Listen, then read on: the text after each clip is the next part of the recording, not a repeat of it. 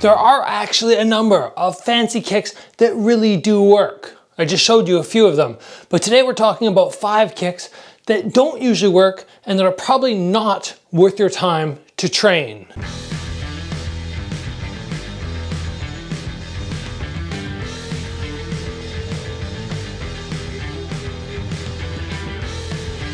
Welcome back to the channel, everybody. Something that I learned years ago about martial arts is there are things which are fun to do, but are not very practical. And when you only have a certain amount of time per week to train, and you're trying to get as good as you can in one discipline, you have to remove certain elements that are flashy and fun. So while all the kicks that I'm going to talk about today, all 5, I used to be able to throw very well, I removed them from my training because I went, you know what? The amount of time I have to put into them and the likelihood that I'm actually going to be able to land them is very low. So let's put the energy into things which have a higher likelihood of scoring knockouts. And I wanted to lead off this episode with that because I don't want to say that these are garbage kicks to bother training. They're fun. That's great.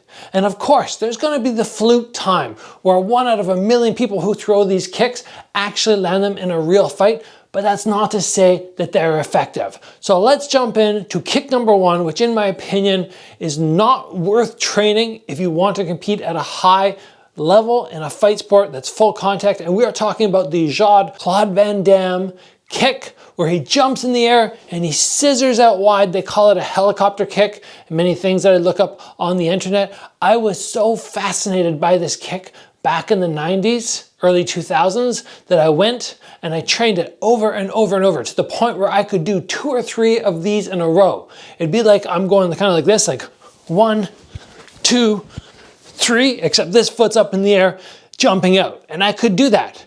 But then I started getting ready to compete for that belt down there and that belt down there. And I went, I wonder if this is going to help me. I went, no. I stopped training and guess what happened? I lost it. I probably couldn't do it now very well. But it is a fun kick to watch. The main reason I removed this one is I feel you can accomplish the same amount of danger, if not more, with a spinning hook kick. My foot stays to the ground, which is going to give me more leverage to come around and create more power here. And then when I do connect, I'm not going to fall.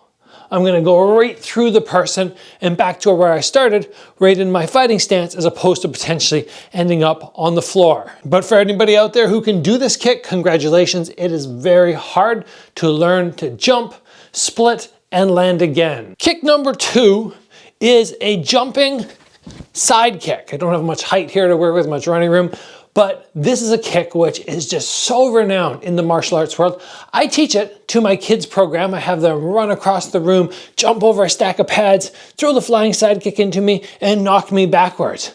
The reason this one does not work is it takes so much energy and so much space to really get going. Yes, of course, you could be here and jump and throw it, but that means your opponent's here.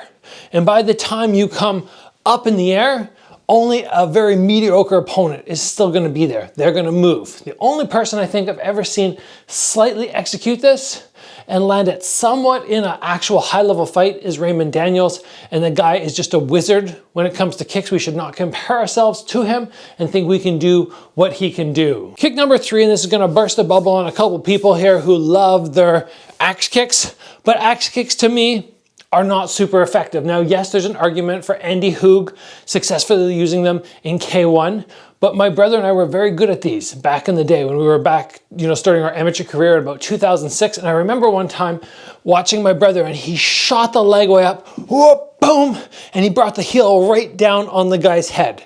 And he was in a big stadium, massive stadium for hockey, probably 3,000-4,000 people in the stadium. And all we heard was just that heel right off the guy's head. And what did the guy do? Just kept trucking forward. And we went, huh. Well, that didn't even do anything to the guy, maybe give him a little bit of a sore head later, but in the fight, no wobbly feet. And we went, yeah, we should probably stop with that. That's not to say that everybody would have stood up to that kick, but still, it's not a super high powerful kick, and in my opinion, super easy to block.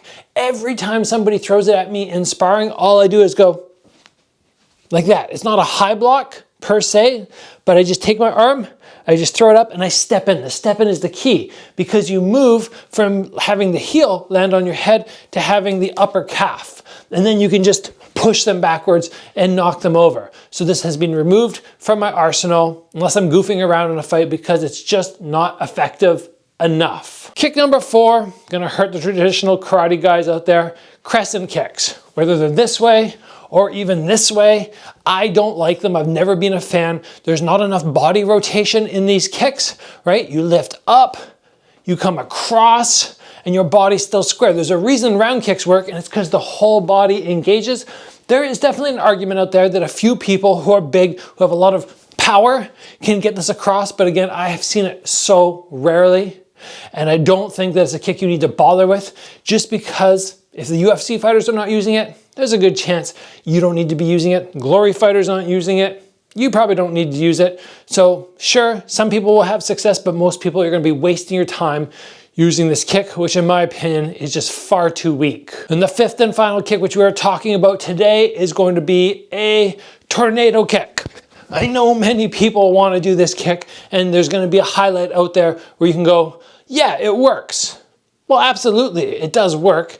It's a round kick with a spin and a jump, but it's still a round kick at the end of the day, and round kicks are so dangerous. My problem with it, it's so easy to see coming.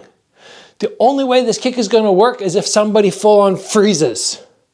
They have to drop their hands and they have to freeze. If they don't do anything else, you're just going to land and go off the guard, and it's not going to be something which comes out of nowhere. And we want kicks to come out of nowhere. We want to be able to throw a punch out and then throw the punch and sneak that kick right up and around. It's not going to happen on a tornado kick. You're covering distance, you're coming at them, and all they have to do is take a little step back and they should be out of range. But overall, these kicks are fun. If not fully effective, you can still use them, but just remember, your energy might be better served focusing on other kicks which are tried and true in the UFC cage or the kickboxing ring. So let's call it there, guys. Thanks for joining me today. I'll see you back here soon for another video.